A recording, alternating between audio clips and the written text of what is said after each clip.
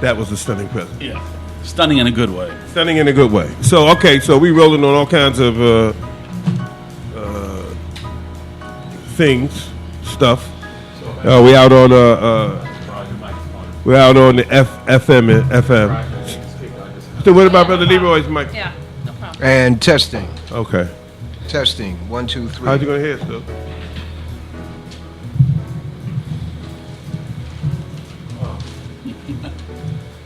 Yeah, come over here. Come over here, so you can sit over here. Then you can just, right? Yes. Yeah, we good. Put the headphones on. I'm talking. Put the headphones on, man. You don't get to sit at the head table anymore, Steve. I guess not. Well, I guess wherever you are is the head table. Yeah. Hey, Greg, you hit it. Brother Leroy, you gonna test your mic right quick? Testing. 1, Yes, 2, sir. 3. Pull the chair back so sit there. Then you can use this mic here. Okay.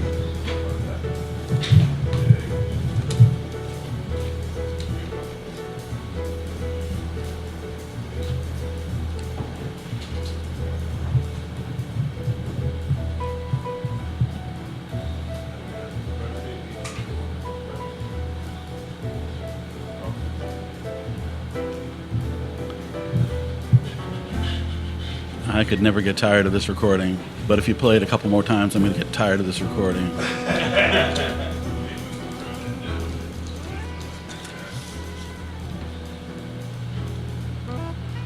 I tried playing the soprano sax. It was not a success. No, I'll stick with the big bottom horn. Yeah, you're a baritone guy, I'm a right? baritone Yeah, player. that's big horn.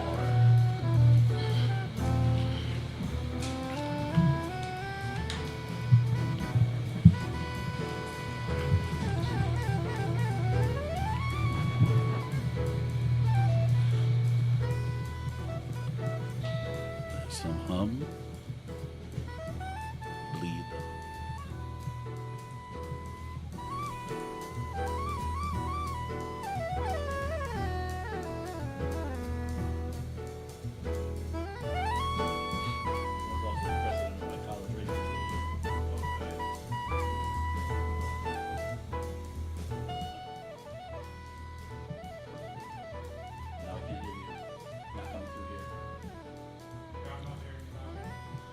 Take the music off.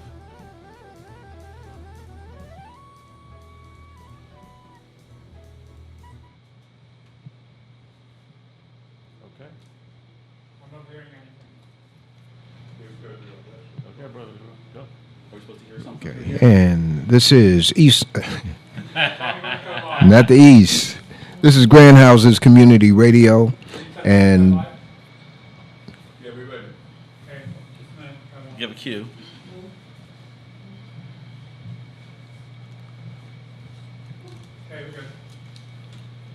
And this is a special edition of information coming to you from the Grand Houses Community Radio Station, based in the Grand Houses in Harlem, USA. It's a roundtable discussion on how residents of the community can improve their lives and the lives of their families by harnessing the power of the internet along with their untapped creativity.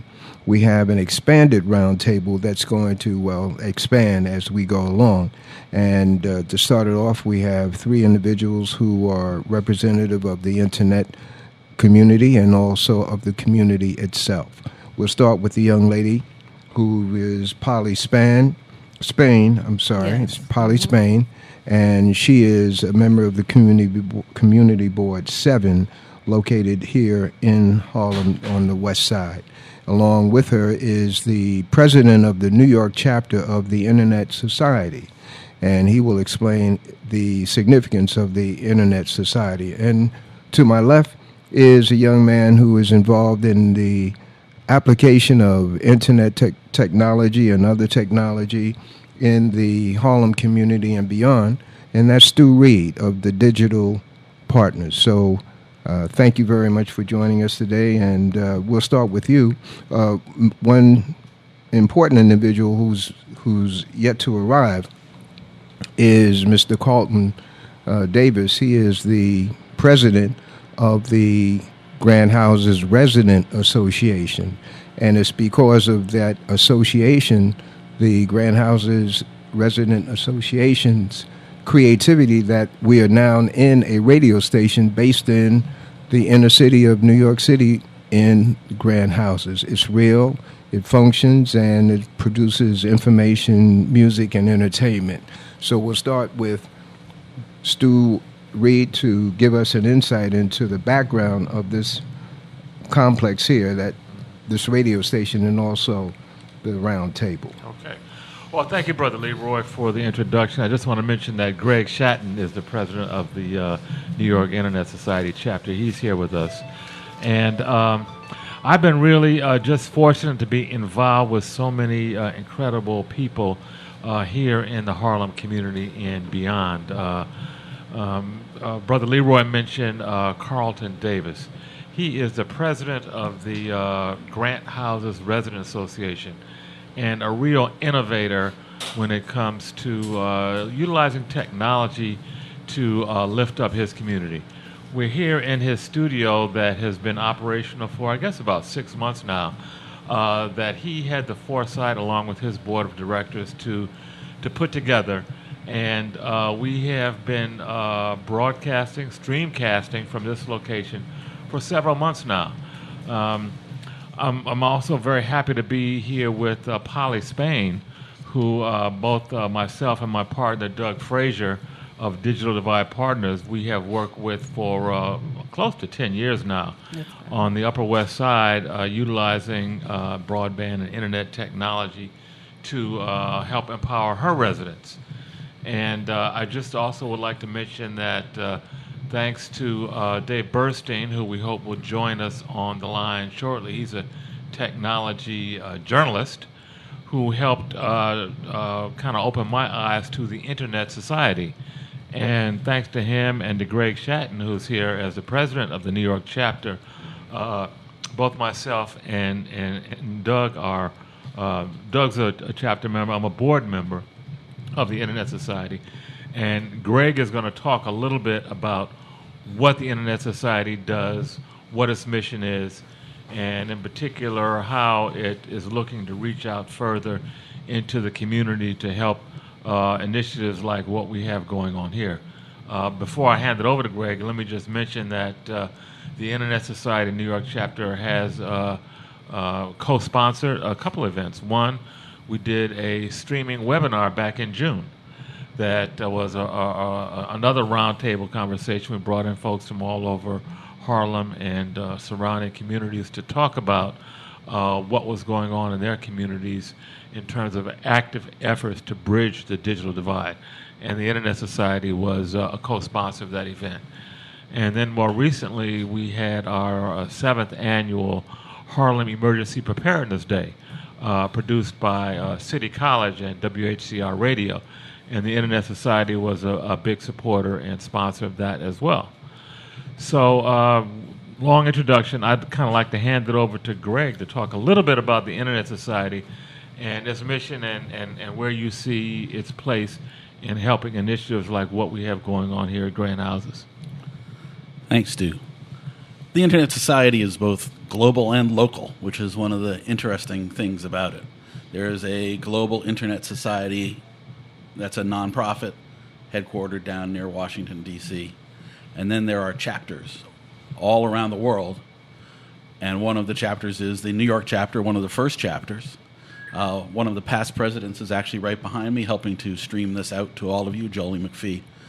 So not only do we want to thank him for everything he's doing to get this out today, but for the years of his stewardship of the New York chapter of the Internet Society and so many other things as well. So the New York chapter functions as an organization that can bring several different things to the city. One of the things we concentrate on is community networks, and that is a very strong part. We have 3 or 4 key priorities that are priorities we share with the global Internet Society. And they include security, especially security of the Internet of Things is a new project, and routing security for the more technologically inclined. I know we have a router in the corner there, but a lot of you may not know where your router is, but you need to know whether it's secure or not. But let's talk about community networks, because that's critically important. The digital divide is a real thing. Just this past year, the world crossed the 50% barrier. So now only 49% of people on Earth don't have access to the internet. And that's still a pretty bad number. But access to the internet is not just a matter of having connectivity. It's a matter of affordability. It's a matter of user training. It's a matter of letting people know how best to use it, giving them empowerment that brings them what the internet has to offer. And the Internet Society is founded on what the internet has to offer. The founders of the Internet Society are some of the people who essentially invented the internet. They were among the first people to take two computers and say, let's hook them together. And what about if they're not in the same room? And what about if they're not in the same city? And what about a whole bunch of computers? And what about a whole bunch of networks? And what about connecting all the networks into one internet? Because that's what the internet is. It's a network of networks. And so as these things grew and became more commercialized and more politicized, the Internet Society concentrates on trying to keep the original promise of the internet, which is that the internet is for everyone, and that the internet is open to everyone and to every type of traffic and content as equally as possible. So clearly New York City has internet access of a sort, but it runs short in a lot of different places. I've heard that congressman who serves, maybe not this neighborhood, but up, Espaillat has said that his neighborhood is a fiber desert. So fiber is what is going to get fast, more reliable internet to people. It isn't even there. And when you do get fiber, you got to pay through the nose for it. And you're paying for whatever it is, you're paying too much. So how do you get past the monopoly, the near monopoly of just a couple of companies? We have helped to sponsor and to flourish an organization called NYC Mesh. Mostly in Brooklyn, they are building community networks node by node, and people are going up on rooftops and putting up equipment and setting a network up that way. And so the network marches on, and every once in a while they put up a big piece of equipment that helps expand it further. So that is do-it-yourself networking at a price that is, a fraction of what you have to pay the big boys. This is another example. What Stuart and Doug and Digital Divide Partners are doing, bringing the internet directly to the community, especially in public housing. There's often, a desert in terms of internet access, reliability, cost. Try to overcome all of those, and then when you get it, what do you use it on? How do you use it?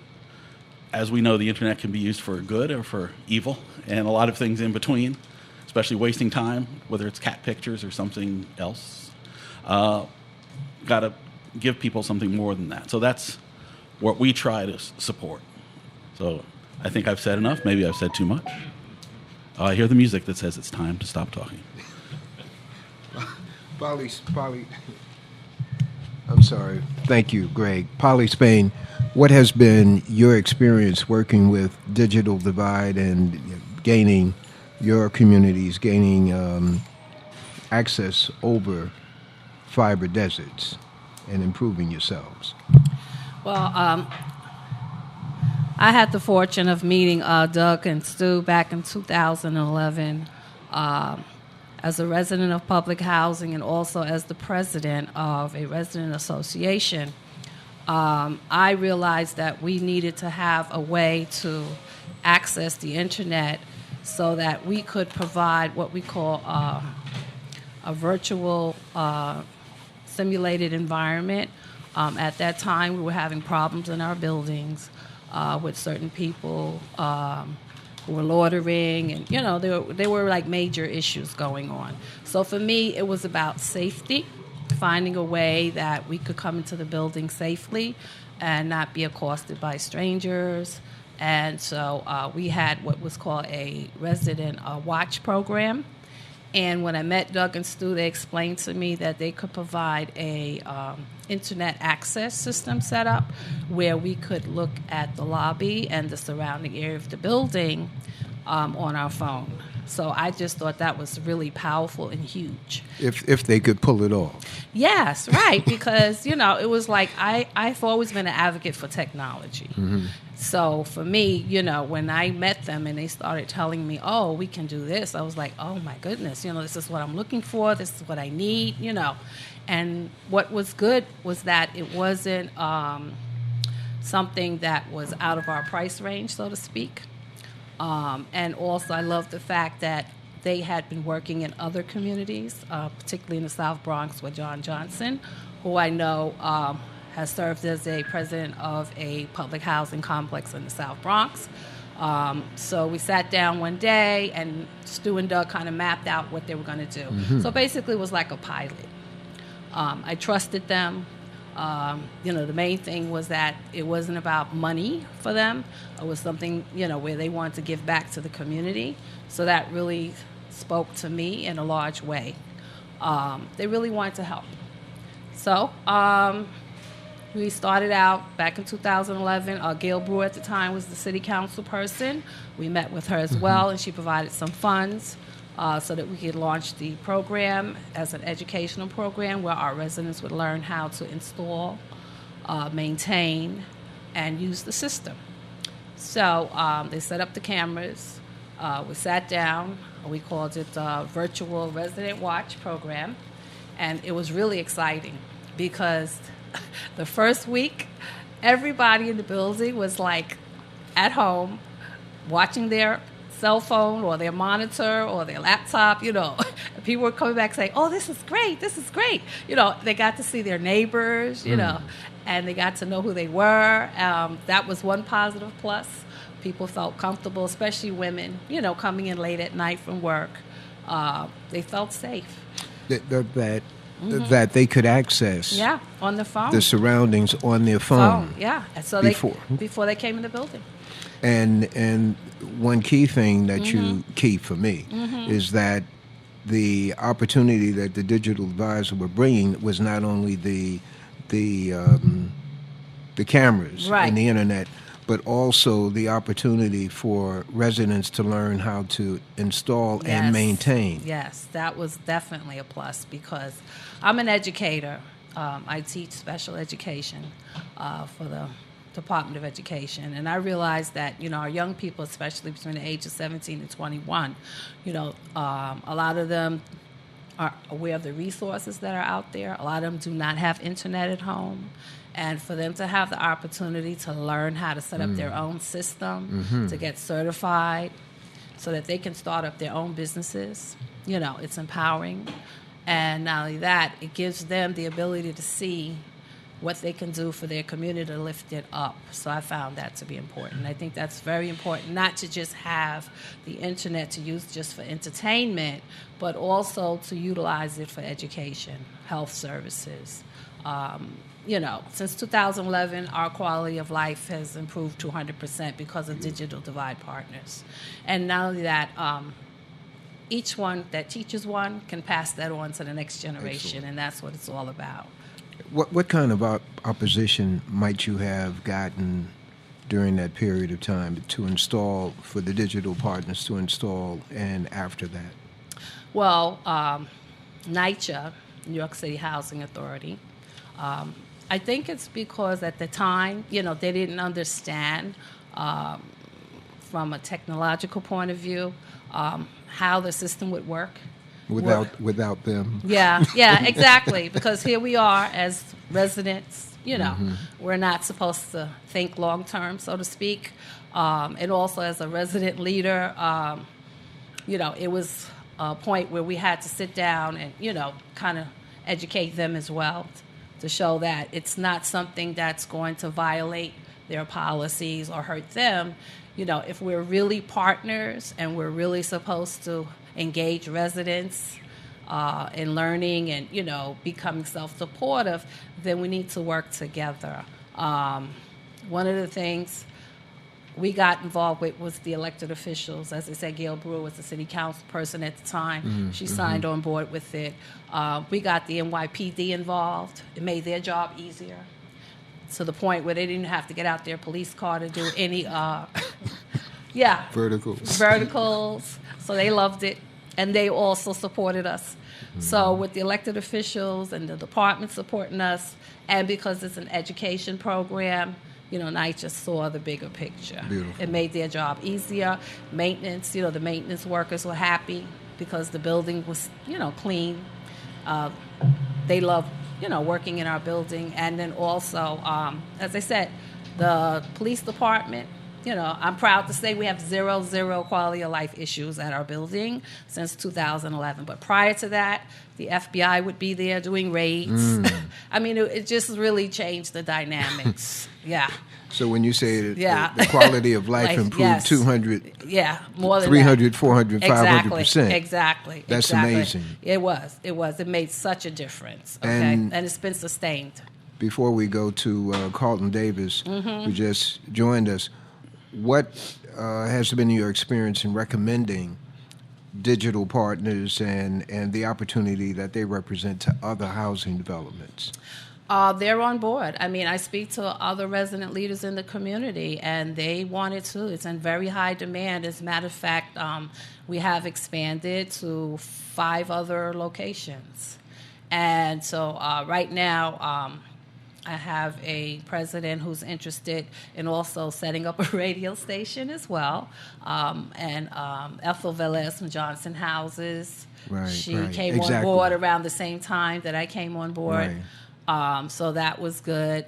And as I said, it's been a positive, to me, experience, because I think now, you mentioned earlier the president about the desert. Yeah, we still have pockets of deserts in public housing. So, it's my wish and my hope that Digital Divide could basically expand throughout the city, because this is something that's important.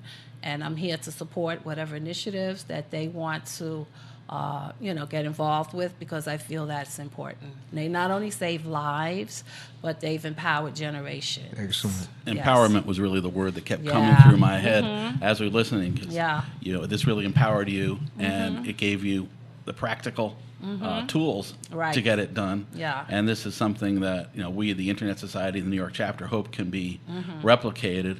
The Internet Society has a grant program, not just for grant houses, but for small grants and some large grants, and with working through Digital Divide partners or other ways, we will support internet installs of this type.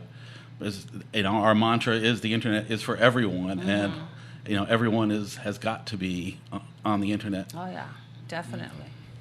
And now we have the opportunity of speaking with Brother Carlton Davis of the Grant Houses.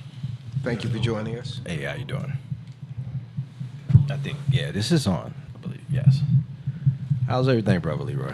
Excellent. And getting better. Beautiful. That's beautiful. It's beautiful to hear that. It's beautiful to hear all the good news that's coming out throughout public housing now, due to the collaborations with Digital Divide partners and other entities that are starting to, gel together, mesh together, and realize that we can be self-sustainable and still follow rules and regulations and policies. And if NYCHA is engaging with us, as Ms. Polly Spain stated, we shouldn't have no problems creating bases like this here, where people can feel in control of coming in their homes. Don't have to worry about if police is constantly in front of their building so they can get into their apartments and into the building. Being all in the stairwells and stuff. You put a camera there. Yep. It's research. It's nothing permanent. It could come down and be put back up at a later time. Put it on another floor. Put the same camera on another floor. Wherever the problem is, put the camera there. And these are the channels that I'm fighting now, with NYCHA bigwigs, which is, they listening, thank God. whatever I'm doing, all praise due. It's coming to where they're listening to not just me but us. Well, I'm a big Yes. vocal person. I meet a lot of them in the citywide meetings. Tracking and analytical people, and they the ones who's calling the shots and taking it to the people just above them. And my stuff is being recorded citywide. So when they read the books, they know that somebody's in there, fighting for a better housing, services to go along with the rent. And all this stuff still come back to what we're doing here with the Digital Divide Partners. It's helped to increase the services. Yep. Because we're paying a lot of money. We're paying mortgage rates and don't have the service. So in Grant, and I hope throughout all of our housing, we don't want the finance of the dollars to be devalued, as is $1,000 a month in a public housing that you're not cleaning and repairing. It's Exactly. nothing. So you're getting a twofold, with me, the cameras and the services that we supposed to have the expectations to live up to, paying a mortgage, a house, paying for a house, monthly house mortgage, they're paying that, Right. Carlton, take us through what the conditions were before you brought in Digital Divide Partners. What was the condition? What happened after that? What's the mood and the spirit of the tenants then and now? Well, quick run through from 2015 all the way up to late last year. We were generating the self-esteem mentally, changing the minds that okay, you live in public housing, you don't live in the projects, you live in a high-rise building. I've never seen a high-rise building be called the projects and is sanctioned by the FAA. That's insane in twisted language and thought to think of. During that time frame, when I started doing my research, which I'm good at doing, I start coming across a few names. I'm like, okay, that's Stu Reed, okay, Doug Frazier. So I did my dig deeper. They came out with a test bed for $20 million with, I believe, Columbia University and stuff. A whole group of Rutgers and NITs and stuff. By the time they test bed and finish up, it'd be 2026. We're not waiting. Right. Let's make next generation NYCHA now. So I hooked up with Stu Reed and Doug. Stu put out a excellent blueprint of a large scale Digital Divide partner. So I seen something like what we call movable blocks, programs that you can interact with each other on even though the whole property was a large scale, that you can pick out portions of that program and have a good price. Oh yeah, the price. And so Stu said, "Well, what do you want?" I want the gold package. give me the gold package. So we got the gold package. Y'all in the gold package. It has everything sustainable. Life has changed dramatically. We don't have situations inside of Grant. Everything is on 125th Street. It's like we dropped the nucleus and it just all the negativity is on the outskirts now. And the precincts have to deal with it more. Our NCOs, they have the technology. They can see what they got coming in. And they want more. So I'll be talking with NYCHA. Now, even though we can do it, but we want them in. Because what y'all may not know, NYCHA is on our board, Grant Houses board for the West Harlem Development Corporation. I can insert them as committee members anytime we need to do anything on NYCHA. Oh, that's great. And when we have the research and the resources, and we'll pay for it. You know, I should be like, okay. And you might even make Nitro look good.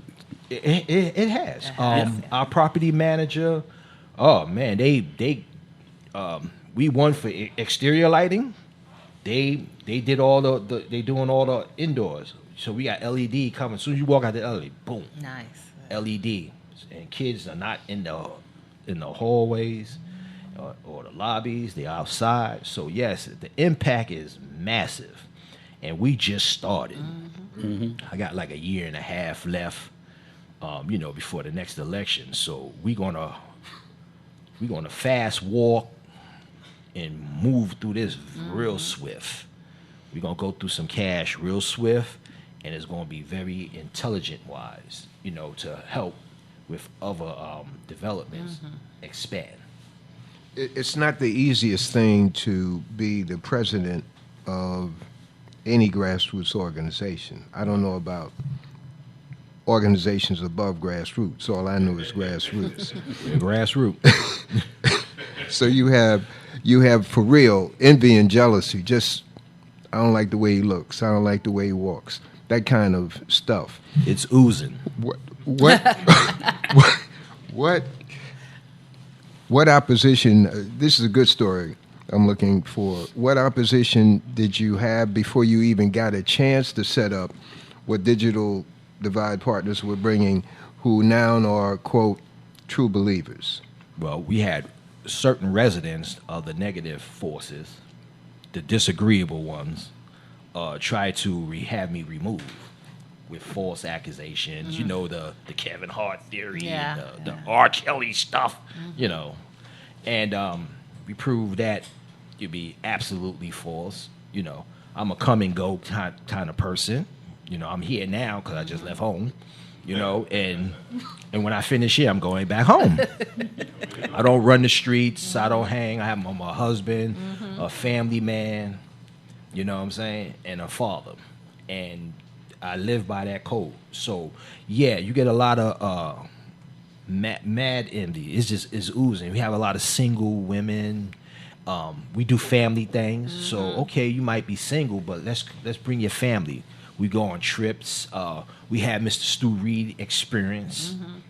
Trips that we go on. We took him to Fun Fusion, right up where nearby he lived, and we all enjoyed. I mean, you can see the kids just enjoying themselves.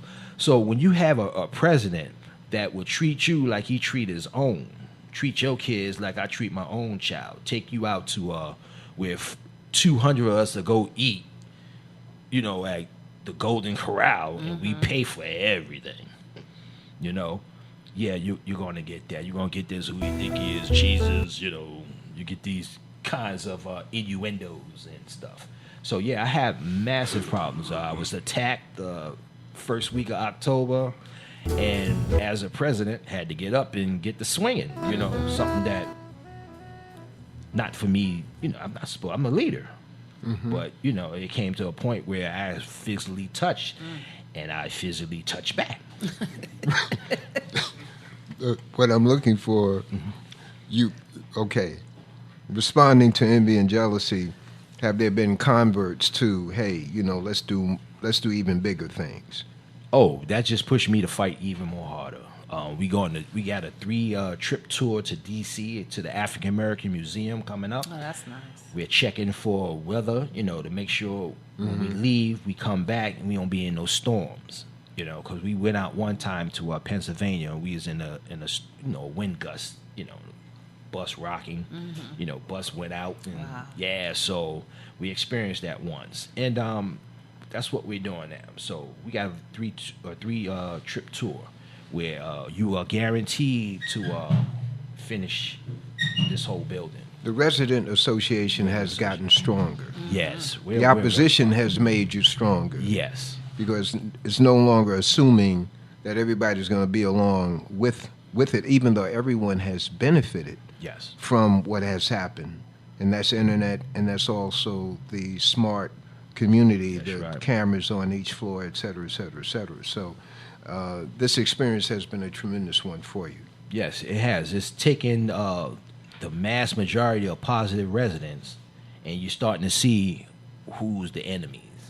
you know, and it's sad because these people, they speak to you, you know, they need help from you, and they're willing to tear you down because you're making the housing development better with, you know, Digital Divide Partners having the resources, and we're pulling our resources with their resources, their ability to effectively apply in blind spots, you know, and can see things that on the normal you wouldn't see.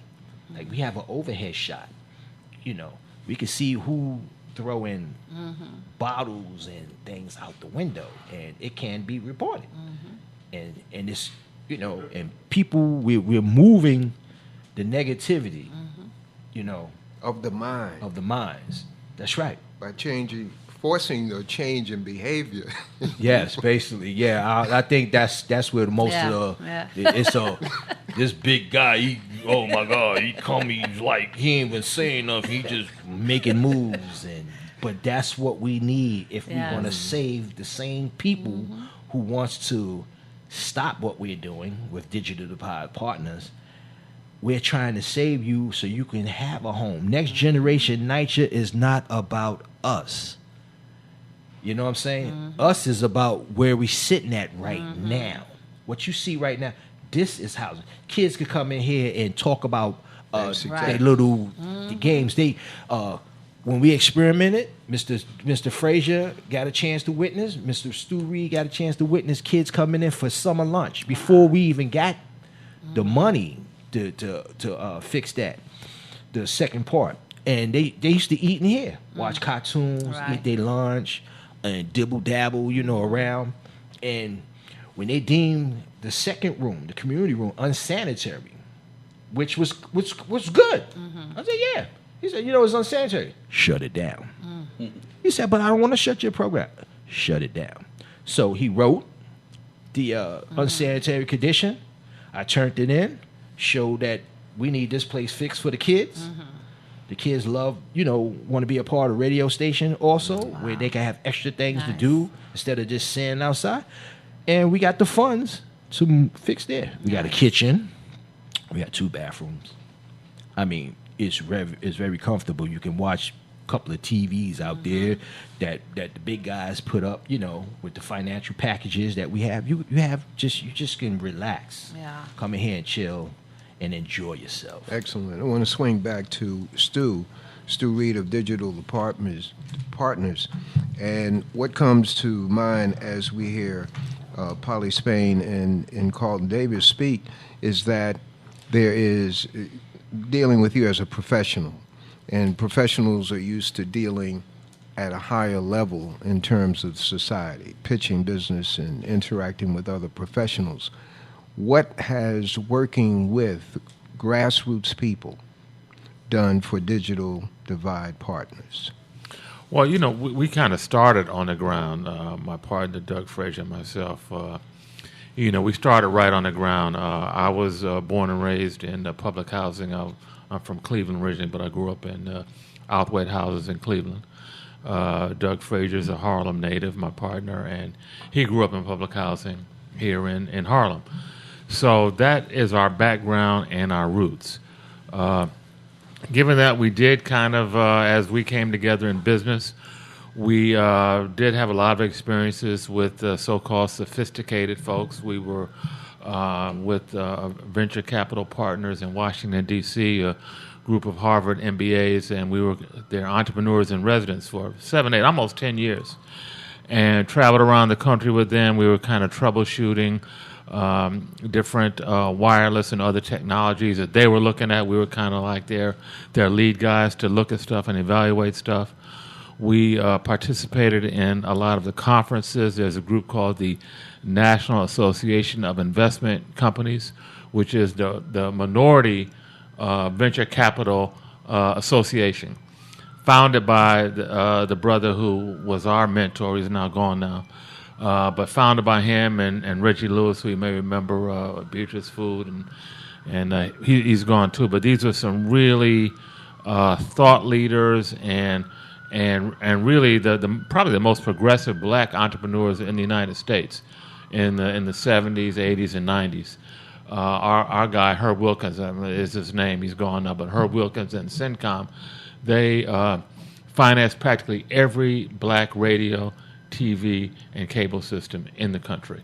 If they weren't the lead investor, they were in the deal.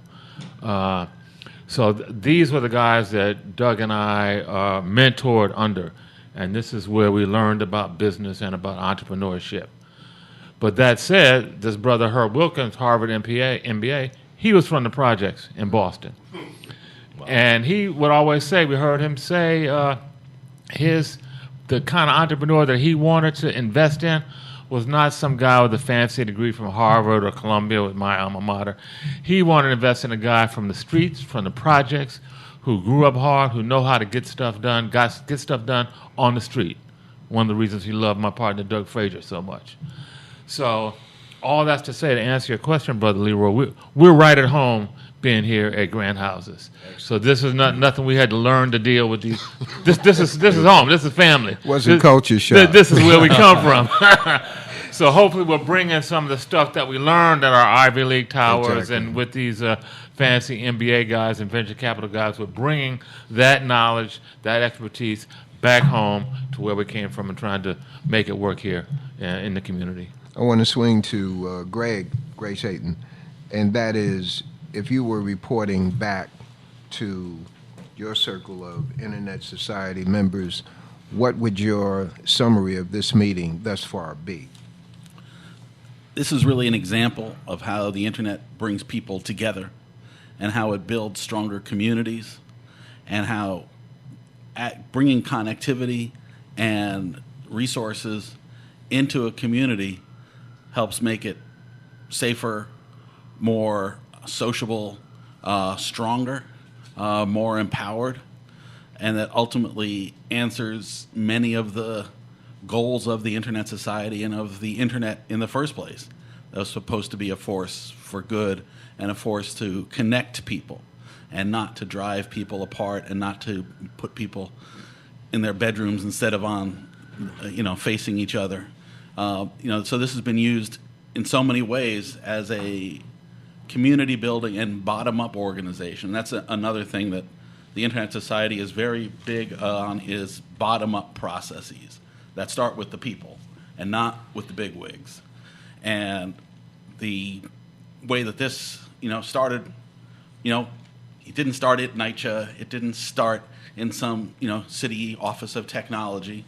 It started right here on the ground. And, we have Stu and Doug and, hopefully others in other places that are bringing that kind of connectivity to the people. But ultimately it started at the bottom. And so that's another part that's very important to the Internet Society. And so I would say that this is emblematic of the type of community networking that we want to see. And it's not just merely providing an endpoint that you can plug into and get the internet. That's just a part of the equation. And this is really showing how you can fill it out and make it a real experience, because the internet itself is just a bunch of wires and cables, undersea cables. It's a very physical thing, but what you do with it is next level. And that, I think, is what's important here, is that this is some next level stuff. And saying the next level stuff, when this roundtable is seen and it reflects inner city innovation, how much stimulus might it provide to communities outside of the inner city to do things that would help them and their surrounding communities? Well, I think that this shows how you can use it to bring communities together. The internet can bring people together when they're not physically so close. So we've been working with some of the communities in the Hudson Valley, where you don't have big cities, but you have small cities. You've got towns, you've got Poughkeepsie, you've got Newburgh, you've got Kingston, you've got lots of places like that. And the questions there is, are we dense enough to build community networks? And the answer is going to be yes, but it's also, what do we do? What puts the community into community networks? It's not just the fact that it's being built by the community for the community, but that it's bringing something to the community. And I think that it's also a part of it too is that people think that the internet, the digital desert, the digital divide, it doesn't exist so much in a place like New York. Even just telling people that is important. They think it's going to be, on a mountain in the Himalayas or in the, in the Serengeti Desert, and that's where you can't get the internet. But the fact of the matter is that you can't get the internet here, or if you can get it, you can get it for a price which you can't afford because we have, we don't have true competition. So what we have here is self-empowerment to undercut the monopolists. So, may I say something, Brother Leroy? So, when Greg was mentioning the community networks, what struck me was that one of the things that we were striving for, which is here, is that after many years of Stu and I being business partners, and we were able to get a franchise from the city of New York, which was the largest franchise ever granted to someone that wasn't white in the history of this country. Probably still is, because this is the biggest city. So it was a really humongous franchise to be able to have. And what we learned really quickly was that, there is no way that they spend capital on groups of people when the capital is controlled by people who don't look like the people who live here. So one of the things that I loved about the internet society was that its goal, or its line, or its goal is that internet for everyone.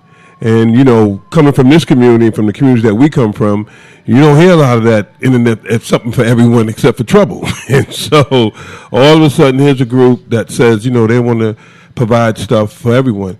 And one of the things that we learned from this, when you was mentioning community networks, Greg, was that it's been Stu and I experiences that you're not going to be able to compete monetarily against the monopolists in this country. You're not going to be able to do that. That's a joke. And we've seen that, and we've seen that proven. So one of the things that we did here is what we decided to market FREE, because everybody understands that. And, the municipal government here in New York City spends, as Brother Leroy knows, so we got the controller to come and talk to us. The municipal government in New York City spends $17 billion every 12 months. They're the largest purchaser of goods and services in the city. And 17% of the population are the people who make the decisions. They don't make the decisions, are all cultural, made by a small group of people. Like Greg was saying, the guys in the little technology rooms where that looks like none of the people out here. And one of the biggest beefs that I have is that they're looking to provide broadband and free services to people in the rural areas, and the people right here in the city, they need the free stuff. And I disagree a little bit, I push back a little bit with Greg. It's not because of competition. It's because they have decided that they're not going to spend the money for the things that develop here, like this kind of a program, like the work that the chapter is doing. They decided that they decide what to do with that $17 billion every 12 months. Which the controller came up here and told Brother Leroy in an interview, so I'm not making that up, that's how much money that the city spends. And so they don't spend any money on these kinds of communities. They don't do that. It's not part of their culture. And so what we decided was, in building all these different networks, which we've built quite a bit over the years, and we've been feted by almost everyone, from the IEEE to New York Times to everybody. And what we learned is that you have to provide the service FREE. And that's what we do here, and that's what we do in the other locations, because the city has the money. They have they have the money, and they had the money to communicate. And you're right about community networks, because that's what works. The reason why they don't want to use community networks is because they want to advance the capitalism of, I guess, their buddies. Stu and I found out that the city of New York spends $600 million every 12 months paying Verizon in a no-bid contract. For telecom services. Now, nobody here knows what those telecom services are. $600 million. So we went to the city and said, "Where's ours?" And they got a little upset, but we didn't give a shit. And we said, "Where's ours? Where's the money for the community? And how come you're giving Verizon a no-bid contract?" And Verizon would go down there to the Office of Technology that you're talking about, Greg, that Stu and I spent 20 years as the spooks who sat by the door with a franchise. And we saw that Verizon would walk in there and bitch smack them and slap them all up, and they would take it. And then they would write them a check. So we said, "Where's our check if y'all going to take it like that?" And what they said, "Well, we need more diversity." And they decided that they was going to bring in AT&T. That's their idea of diversity. So think about that. Verizon provides Fios service, and the city pays Verizon $500 million every year. So they're building the fire service. They charge a lot of money, and the city is subsidizing with money that belongs to all of us. So I would think what this is an example of economic development. How you want the city to invest in these community networks. We've built massive community networks. We built a 645 node network with HPD. Nobody came. We didn't get nothing. The guys you mentioned, New York City Mesh, they've got way more attention than we've ever gotten, and we've been building these particular networks all along. And not because something's wrong with them, because they're doing great work just like everybody else. But the media and everything is controlled by certain people, and they decide what the news is. And one of the things that works here is that the people who decide what the news is the people. That's what happens here. And this is why we I'm going back to it, one of the reasons why we wanted to get involved with the chapter, because, again, one of the things that you guys do that most people don't do, you say internet is for everyone. You don't hear that in these type of communities. It's not about everyone. It's about punitiveness and paternalism, where they decide who's going to be the winners and who's going to be the losers. So what we want to do is try to build the community networks, these various networks. We've hooked up the hospital. We've hooked up the college, all these wireless stuff that we engineered ourselves. Because people have to have a way to show that they can win and that they're smart. And we need to work with the chapter to make sure that they understand that they just can't just give the money to the rural people. They need to give money to the people in the city. And there's no reason why you should pay a private company or even somebody to pay money so you could go look at city services. So if you want to go look at one of the New York City's sites, somebody's going to come and tell you what's affordable. Now, having grown up in the project and being poor most of my life, you can't tell me nothing about what's affordable. You can't tell me some guy that doesn't look like me walks in and says, I'm providing you some affordable service. Bullshit. A poor person knows more about affordability because they're making $2 decisions every day. So you can see that the whole attitude about it is wrong. Decide, we're going to give you affordable. No, people need free service, FREE. They need to take some of the $17 billion and spread some of that shit around. All right, I'm done. I'm going to Pollyanna Carlton, and that is, what would you like to see happen next in your complex, in your area, as it relates to what Digital Divide Partners can provide and the Internet Society can provide or strengthen? So in my area, I would like to see not only the expansion of more services that Digital Divide has offered us, definitely a radio station set up, so that this way we can communicate with each other throughout all of Manhattan and eventually all the 5 boroughs of New York City within public housing, so that there is no fiber desert in any public housing complex throughout the city of New York. And then as an educator, I noticed that most of my public school students live in public housing. And so I'm advocating on the inside for organizations such as Digital Divide, because I feel that every child that goes to public school, they should have access to an internet signal in their area, and they don't. And so that's what I'm advocating and, doing what I can, speaking to my elected officials, speaking to other community leaders, and saying that we need to work together. Definitely I'll be working together with Carlton here, Grand Houses, Ethel Velez from Johnson Houses, so a lot of leaders don't even know that this resource is available, So for me, I would like to see us become a coalition along with the Internet Society, so we can get the word out there that there is something out there, Digital Divide Partners, that's willing to come in, and educate our young people, our residents, and it's affordable. It's free, FREE, okay? It's doable.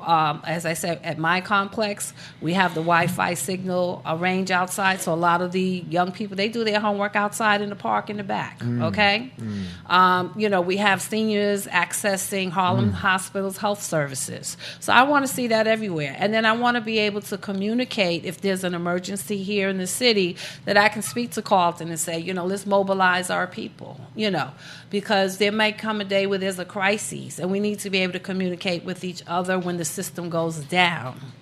So that's what I want to see happen. I want to see nodes in every housing complex in the city of New York. And Carlton, what would you like to see happen next or continue to be happening in the grand houses? Well, Paulie pretty much summed it up right now. I'm challenging NYCHA bigwigs with the thoughts of eligibility and ineligibility changes of the TPA.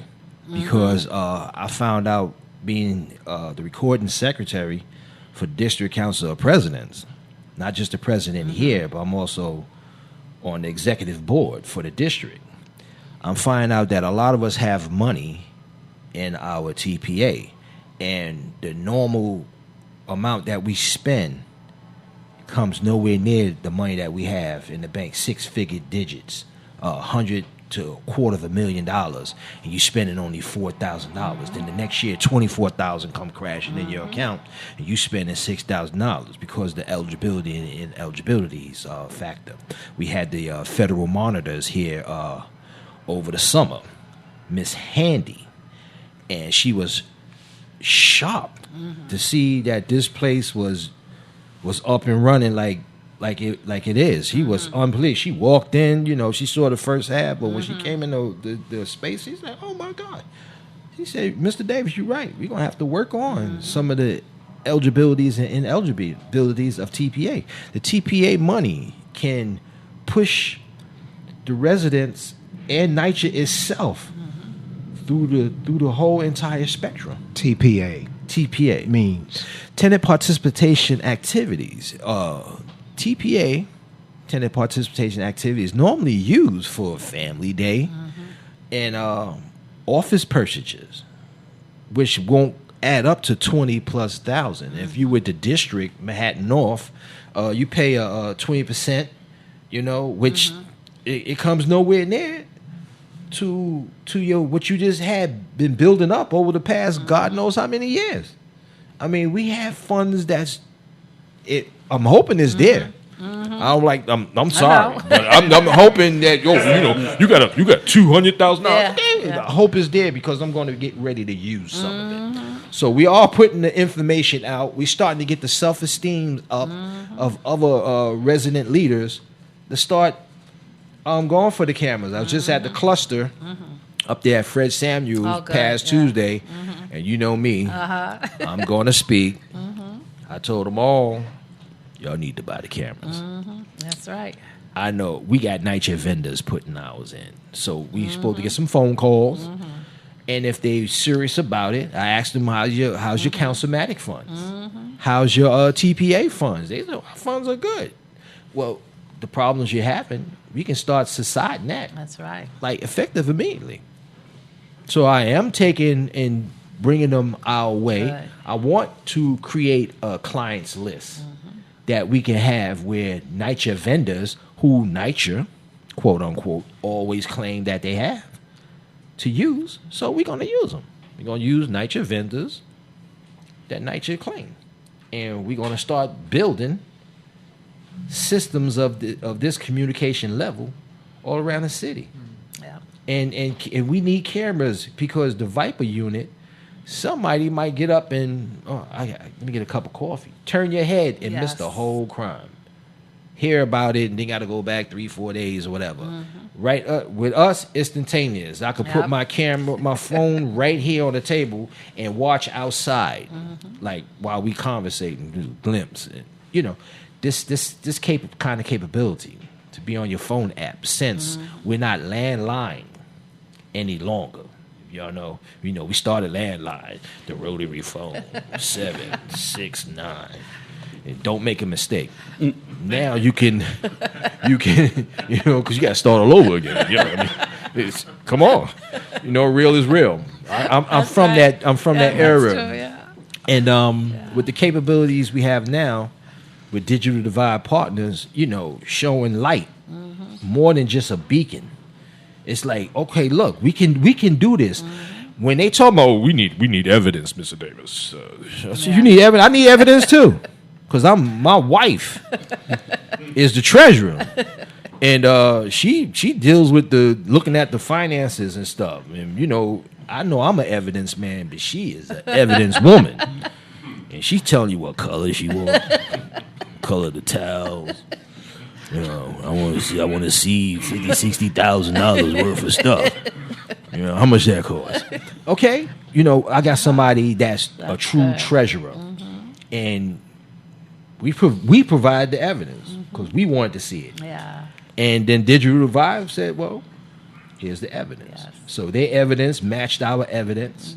As I stated earlier, you know, they have a moving block. We picked the best block that they had out of the whole entire package, and now we can build. Yes. You know, and we're about 1/3. We Yeah, 1/3, wow. and yeah, we 1/3. So Yeah. another 2/3, we will complete a package, a complete package. When you see it, it's like it's unbelievable Yes. how things change. I'm still Yeah. I'm like I don't know what to say. Yeah. Yeah, it's FREE. But I'm saying the The results. just the Yeah. results with Yeah. the mentality, the whole. It's not just free. It's not Right. just the camera. It's the whole thing. You got to give us the actual picture. You're describing that there is a picture. The picture is that The ingredients of the that ingredients of this here is that we have kids all the way up to 90-year-olds coming in, and will be coming in for training. We got a list that's unbelievable. The rate of our residents done went from 50 to 80 lining up to be a part of This initiative. giving out the information that's in grant houses and using Digital Divide Apartments, you know, resources to connect Brother Leroy, Right. Polly Spain. Let me take this Yeah. thing of evidence one step further. So I think there is a great story here, a great reality here. It's not a story. So, and we have a picture of it, and the picture is getting more vivid in my mind just as we talk about it. But we need a way to get the message out. And the Internet Society has ways of getting messages out around the world through websites, through web casts like this.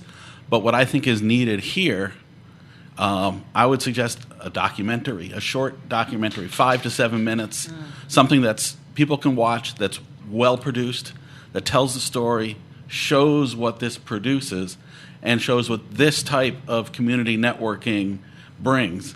One of the reasons I think NYC Mesh gets good press is that their story is very simple and it's easy to tell, it's easy to see what their story is. The story here is actually more complex and richer in many ways, but it's something that has to be brought together. It's not just a 15-second soundbite. Right. There's really a lot of levels to this. And that's why I can't get to the juicy part because we build it. I mean, it's building up, but like Yeah, I know. people don't even know what to say. They like, yo, the guy that came in here with me, you know, that was my former boxing trainer and advisor. He like, yo, can we do our show? I'm like, yeah. Can we give information Yeah. because we can get these kids that's out and Yes. about off the streets. Yes. But I can think you could reach out to somebody, whether it's people in the community, you could reach out to Columbia University, which They've been here. It's here, and it's They were here. It's City looming up. Council, Everybody. Ghetto- everybody. Yeah, the Ghetto Film School, Tribeca Film, whatever it is. That's right. There's lots of people out there who are looking to make documentaries. There are all those graduate students who need a really good subject. We and will, who need we an will be audience. talking to Mr. Robert De Niro. Absolutely. Well, there's all sorts of people. One of my high school friends, his daughter just got a documentary into a major documentary thing. I'm even going to ask her about this. I don't know what her next documentary is going to be, but there is a story here, and what you need is that short but rich enough thing that can go out where people can get clicks. You know, this is a very good talk, but we're not going to get 2 million clicks on a 2-hour conversation. Right. If we get 5 to 7 minutes with some soundtrack and nice video editing, and the package that's there tells a story that's compelling. Well, It Mr. will- President of Internet Society, We got our training courses coming up next. So that's one of the richness. It's just, it's so much happening. It's moving so fast, and I'm seeing the people, the kids. It's like something positive just flowed over them, and they really are looking forward to enriching themselves in here, and plus we're gonna spread. We got people like saying, "Hey, next door neighbors, I want that." Yeah. Dude, we got people that want the technology, and to get to this big point is when all of us is in here and what you stated, and we're doing documentaries. You got Brother Leroy, asking the vivid questions. He wants that picture that we can't get to yet. That God awe-inspiring picture of absolute nurturing in public housing. We don't live like animals here, and that's one of the because people think, oh, you live in the project. Oh, no. If you clean the projects and you mop the floors like it was done in the 70s and made the repairs, you couldn't tell us from co-op. Well, I'm the president that was installed by a higher authority. I turned down a good job to work for no money. And I've been blessed. My bills are paid. Our books are perfect. And that's one of the real vibrant reality is that you could take a person like me who's, street, a street fighter, a boxing, a ring, and all these things, martial arts and all that, and actually have me lead people. And everybody know I'm tough. I spent 10 years federal service military with the Navy, cryptology and writing the recruiting manuals and all these great things. To take a person that was hard as a rock, and mold this person to where he can, when he speak, like people listen. Like, okay, he got a little animation. He don't look like it. He got some knowledge. Oh, wait a minute. He can tell you, some things about some things. Yeah. According to, public housing. I could tell you everything. I could tell you where the pipe's at. I ain't even just in what apartment you in. I could tell you how your whole apartment is designed. That's what kind of leader they got that goes door to door, 1,940 doors. Check on the elders. Y'all see that we have refreshments. We come with the juice packs and water and everything. We got some 5-gallon joints there. Water go out. We out there pushing out, for people filling up their buckets with water. I think if that's the get to it point, all this is nurturing and pushing that. We were doing it, and now we could do it. We can actually see what we're doing. Hey, Carl, Yes. let me ask, can I ask Greg a question? Yes. Greg, I wanted to know, when you were talking about the thing about the stories, that was important because one of the ways that we were able to start this is we were at a meeting, I believe it might have been with Polly and them, and somebody mentioned to us that, have anybody ever seen a positive story about something in the housing authority? And it was dead silence in the room. So we said, hey, why don't we build our own thing? And so when you were talking about getting the story out, I think that has been one of the, Stu and I have gotten a lot of, we got a great media package about what two dopey black guys could do that's unusual. Okay, so, right, but you're right. The New York Mets guys have had very easily to get all these particular stories, and somehow or another we need to have a way to get the story told. Because one of the things that drives people crazy in our community is that when people are doing something good, nobody's around. Right. When something bad happened, you got five trucks out there. If somebody got stabbed in their toe, there'll be 5 media trucks out there. Satellite, we're live from the guy's stabbed toe. Wow, literally, and nothing positive is ever said. So how can you're one of the few first guys that we've met that actually knew that. So, how could you help us make that happen? Well, I think we need to help put together with resources. This may be something where we have some small grant programs that the Internet Society runs that can be accessed through the chapters, and Stu has worked on a couple of those. We even have some big grants programs that can do things too. But there's also the Internet Society has literally a worldwide network of chapters. Not in every country, but certainly on every continent. Number of places you can get the word out. There's a lot of traffic. The Internet Society is hooked into a lot of other organizations and into the government. And there's just a way. What you have to do. This is a great story. This is not just the story of Doug and Stu. It's not just the story of Grant Houses, but it's the story of what happens when people come together, when people who have a vision and have the power, have been given the power, and then they bring the power to the people, and that enables them to take this whole thing a much more positive thing. This is a great story for the internet, for the people, and for what real people need from the internet. Because we need what I'm looking for. Who we need and will get here will be Lisa Evers, McGee Hickey, Nina Pineda, all them from the news. They're going to sit in these seats. And they're going to witness, when you talk about public housing, we're going to have a positive outlook that's moving in that direction. And we're not going to be dwelling on the small things that's happening. We need positive focus. Unless me running for president for this whole and taking what I'm taking means nothing. If we're not going to change the mindset, the positive, we're going to sit here and have positive conversations. And when you leave negativity behind, it never catches up. Because this is a boundless universe. And it's built on perpetual positivity. Endlessly. And when we follow those paths, we follow that righteous path, Siratu Mustaqim, we can be successful. Everybody.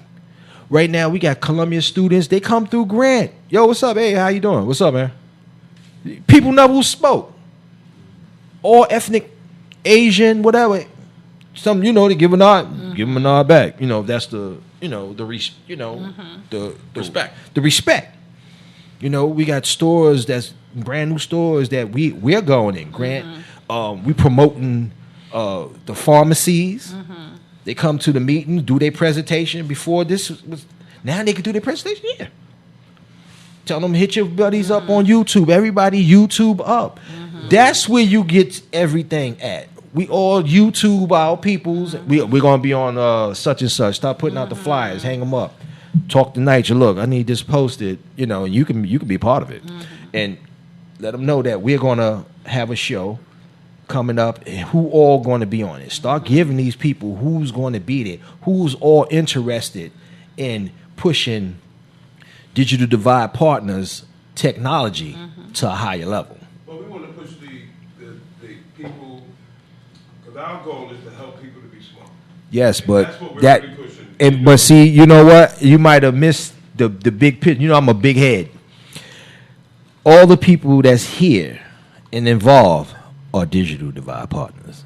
So it's not just dedicated to y'all. It's you done created a huge nucleus. Yes, yeah. So it can't just be surrounded not by y'all. You gotta accept that you done created a whole bunch of Doug Frazier's, a whole bunch of Stu Reeds, man. We got you. We behind y'all. We need some Yeah. great chapters. That's what we it's a movement.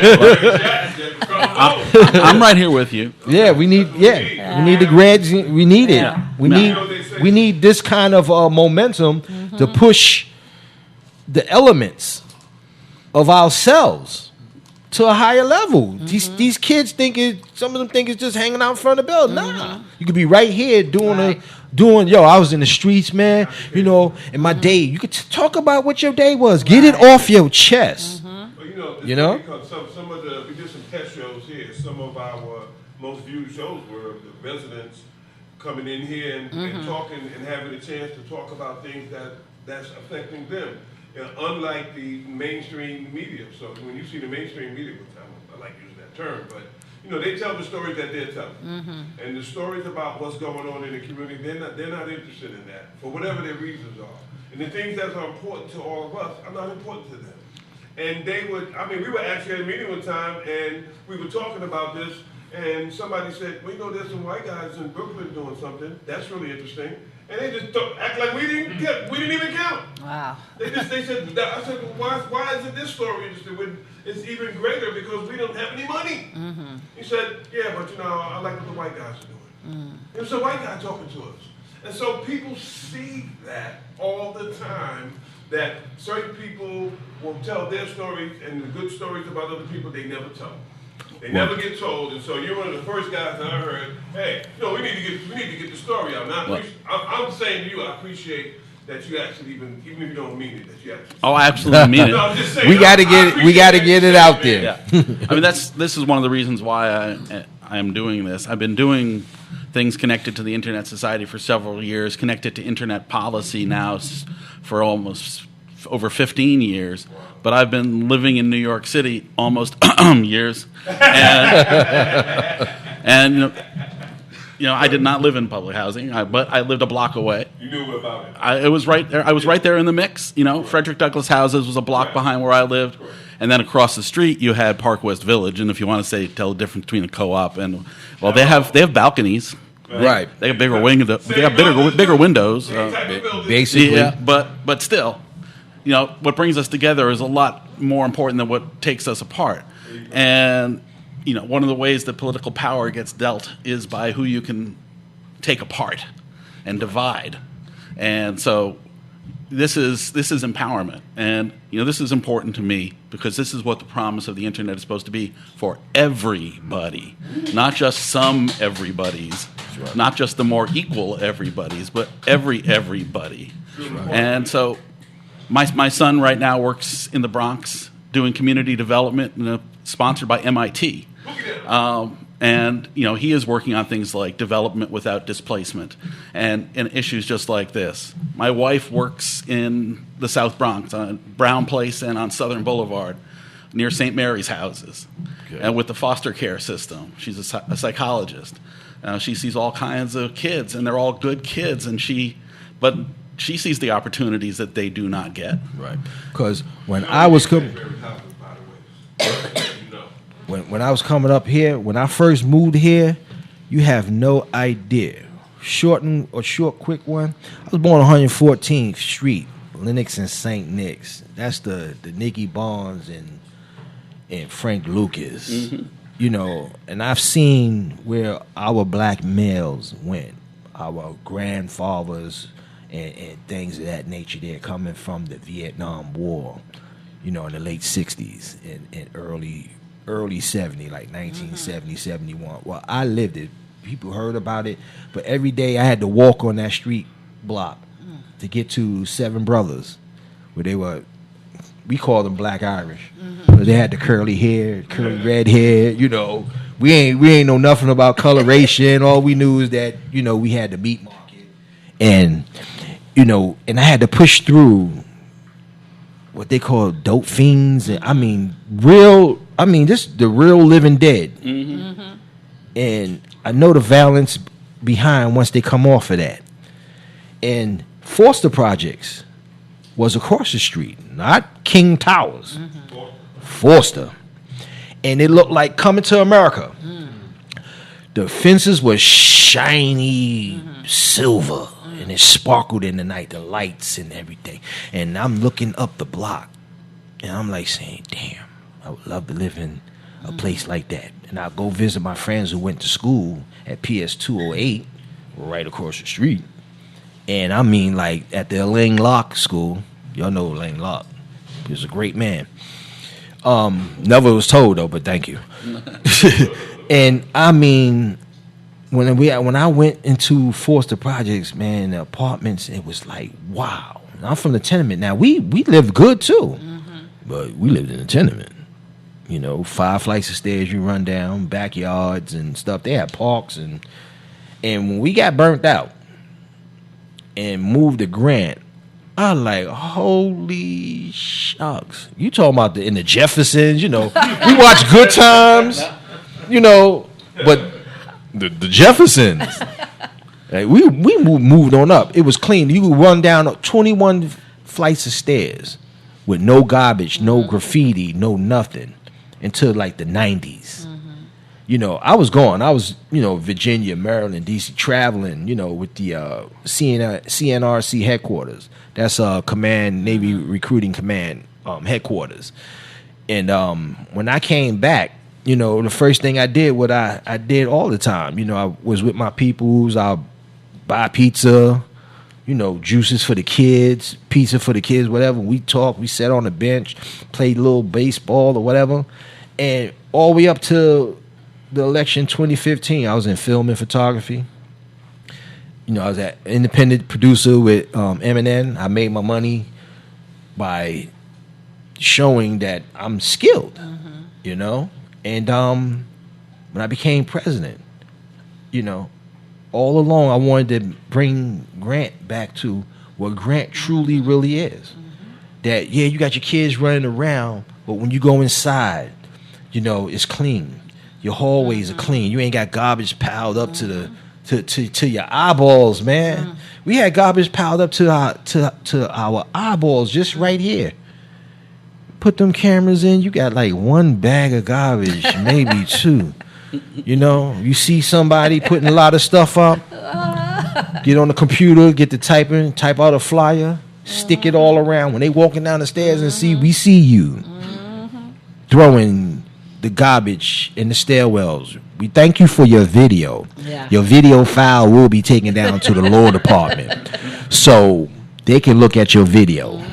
And that's public housing. That's better in public housing to me. It is very effective. Yes.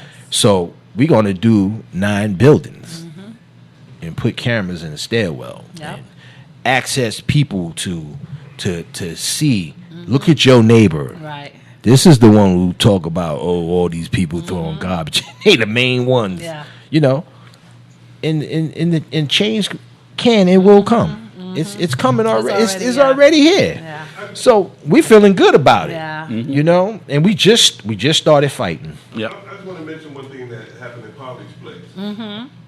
There was a, you know, in her building, there was a guy who they decided that they thought that the guy was following a young lady. A little girl, yeah. Following a little girl. And so that was the rumor going around in the building. Yes. When we went back, and Stu and I went down there, the ladies themselves had already accessed the cameras. Some of your team members. Yes. Had already accessed the camera and come to find out that the guy who they said was doing that, that wasn't the guy. Yeah. It was actually someone else. And actually, the little girl did everything perfectly. She came in the building. Yeah. You could hear the guy talking behind her, talking crazy. She went over to the mailboxes and slid right back outside and waited for somebody she knew to come and walk her upstairs. Yes. So the guy who everybody was initially angry with, who lived in the building, had nothing to do with it. Right. It turned out to be some other guy who hangs around the corner. Exactly. Didn't even live in the building. And they were able to figure out what happened right away. Same thing at Ethel Valdez's place when the little girl got kidnapped. Little girl got kidnapped. Well, I shouldn't say kidnapped. Went with a family member unauthorized, and nobody knew what happened. They were able to go back and look and see that the little girl went somewhere with her uncle, and who wasn't supposed to do that. And they were able to find out what was going on, and boom. You know, so there have been multiple times when the systems have been used, and never mind the emergency stuff, have been used to help people to be smarter and to kill rumors that go around that have no validity, that mean nothing.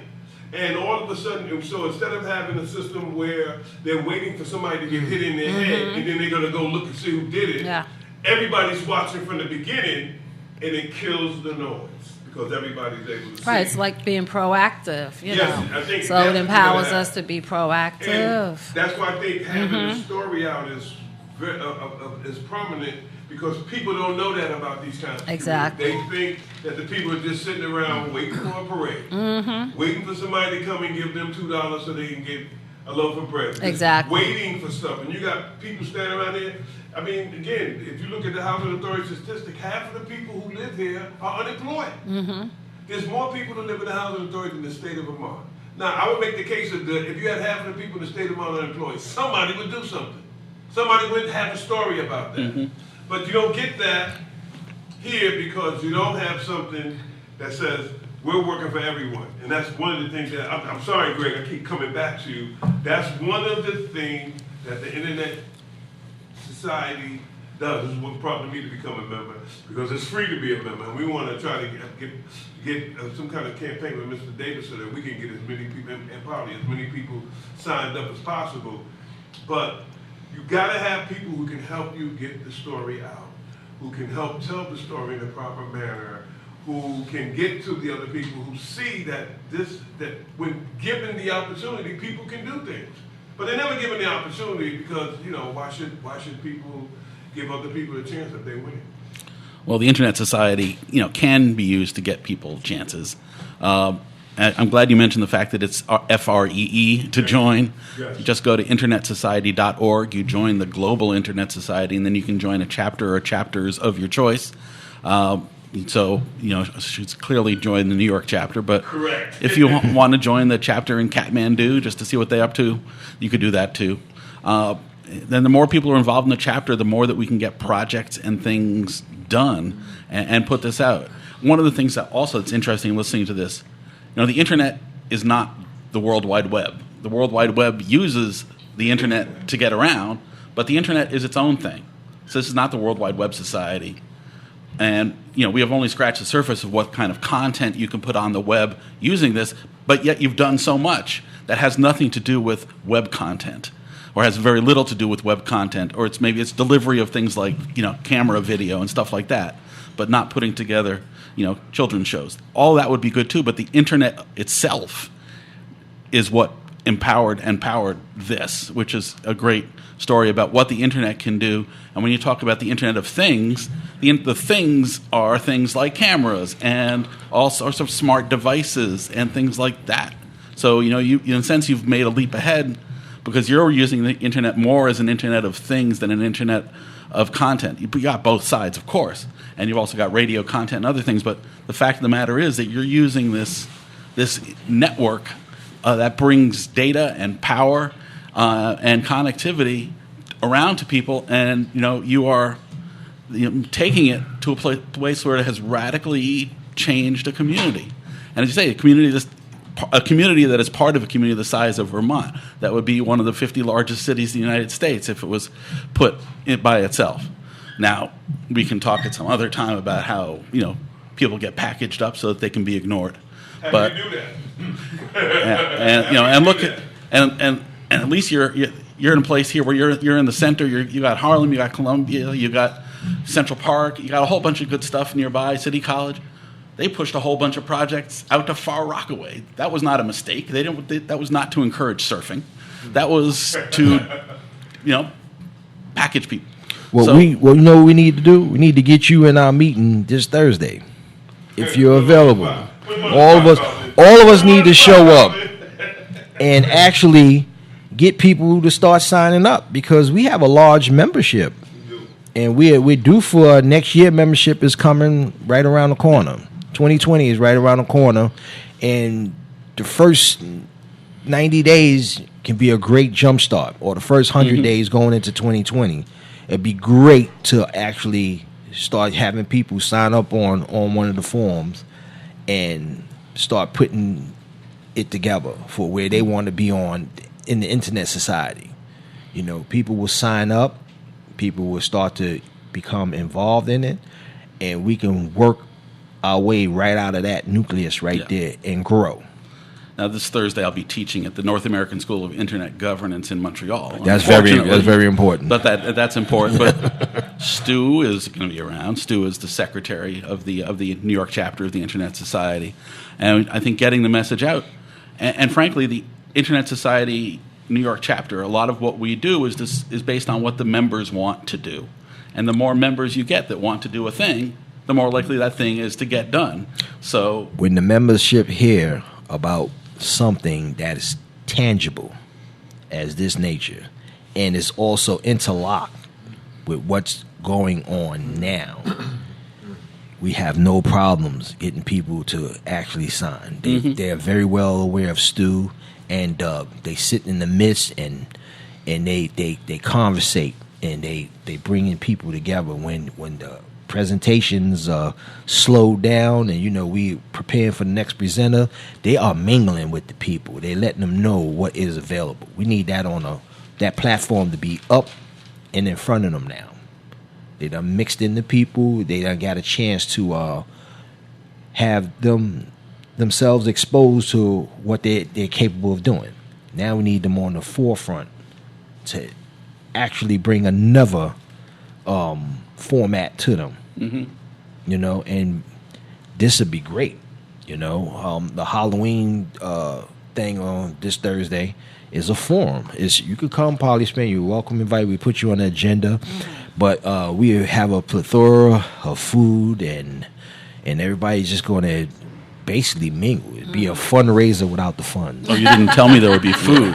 It'd be some room. Maybe I'll change my schedule. Yeah, we're gonna have some good food. So it'd be like a meet and greet, and people just talking. When it comes around the holiday season, people be like, hardcore. We gotta find out this, and you get there, you hear light music. Oh, nice. Like, what the heck is this? Carlton, what you doing? Oh, we gonna mingle. Yeah. This is Mr. Such and start introducing. Nice. It's like a network where we all, come together, and they never had that done. Wow. In the previous 20 to 30 years of association, but we had it for going on 6 years now. Nice. Been every holiday or whatever, Halloween, Christmas, Thanksgiving, we throw a nice event, and then other events follow. We might have a back-to-back event, an event and a party, and things like that for the kids. So this would be a great time to actually, on Halloween, get the positivity of the Internet Society applied and implemented and start really getting the people that's really involved, that's really want to move fast forward into what we're doing. So Greg, Stu's going to be here Thursday, you say? I absolutely promise those two will be there. Thank you, Greg. And Doug, I know you're going to back me up on this one. So as we round this out, I want to go to Stu in terms of Digital Divide Partners and the vision that you had as you launched Digital Partners and what you see now, what has opened up since that particular initial vision. Where do you see this going? Yeah, the thing that gratifies and inspires me most is to see people like Poly Spain and Carlton Davis and Ethel Velez and others that have picked up the mantle of what technology can do and how it can be used as a tool to empower and lift up our communities. There's only so much that me and Doug can do. We're just two guys. But I'm just so happy that we've been able to kind of infiltrate and, as Carlton said earlier, expand the whole base of what the Digital Divide Partners is. So it's not just a couple of guys, it's a whole community. So to see resident leaders like the folks we have here at the table and others pick up the mantle and start to move forward on their own, coming up with their own solutions, their own applications. I just want to give a shout out to John Johnson, who's a resident leader that we go back maybe 10, 12 years, maybe 15 years, Doug and myself, who was the first resident leader. He's in Mount Haven Houses in the South Bronx, that came to us and said, hey, can you guys help me? I have this problem and that problem. Can you use technology? Can you put in some cameras and help with the quality of life? And he's the one that introduced us to Poly Spain, introduced us to Ethel Velez, which led us to Carlton. So he was a really foundational leader who got it really at an early time. And I'm so excited now to see 10, 12 years later that so many others are picking up the mantle and that the Digital Divide Partnership is really expanding throughout the community. And how can people who are watching this make contact with Digital Divide? Send us an email at info@ddpny.org. That's the Repeat best that, way. please. Info @ddpny.org. And Greg Chaitan, how can people connect with your organization? Well, they can go to isoc-ny.org. They can write to me, Greg at isoc-ny.org, or president at isoc-ny.org. Go on the internetsociety.org website, find us, join the chapter, get on our mailing list, hear about the stuff that we're doing, join the chapter and make things happen. And, we'd love to just, this is all about connectivity, so let's connect. And as we conclude, how can folks make contact with you, Polly? They can go to federal8.org, O-R-G, and we have our website, and so my contact information is there. Very good. Carlton? They can contact me with my cell. I'm mobile. I'm in the field majority of the time. It's at 347-421-1699, or they can contact me through my email, carltondavis64@gmail.com. Repeat that. carltondavis64@gmail.com. And Doug Frazier and Stu. GHCR.NYC. GHCR.NYC. Very good. Thank you very much. This has been a roundtable discussion, and it's been very grassroots. And especially with the commercials from Brother Doug.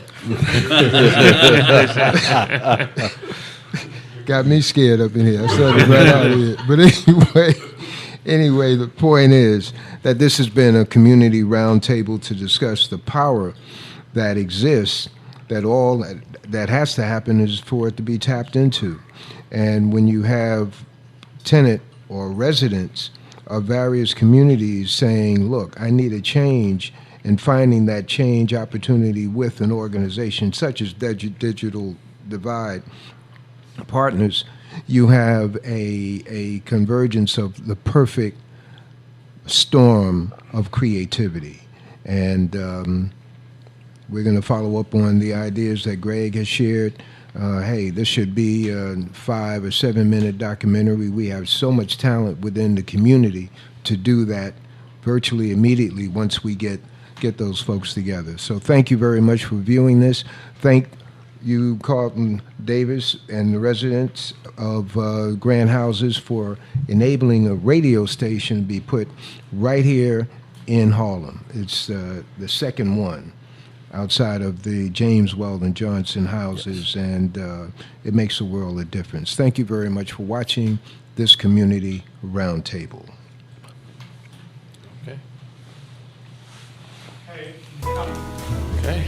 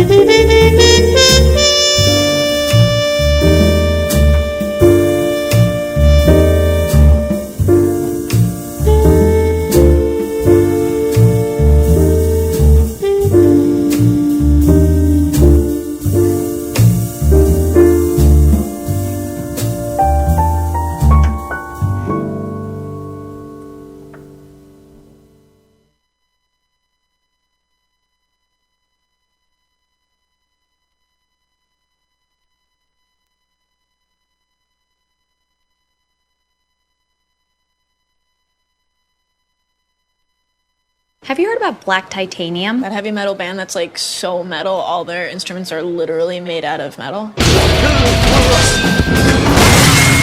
No. It's a new scratch-off game from the New York Lottery with a top prize of $10 million.